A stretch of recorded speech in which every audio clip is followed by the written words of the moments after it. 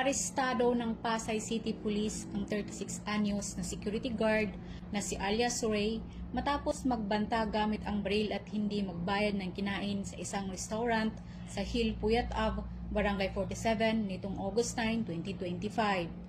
Ayon sa reklamo ng biktimang waitress, lasing umano ang suspect nang kumain at uminom sa kanilang establishmento at nang singilin ay tinutukan siya ng 38 caliber revolver at sumigaw ng hindi magbabayad dahil wala siyang utang.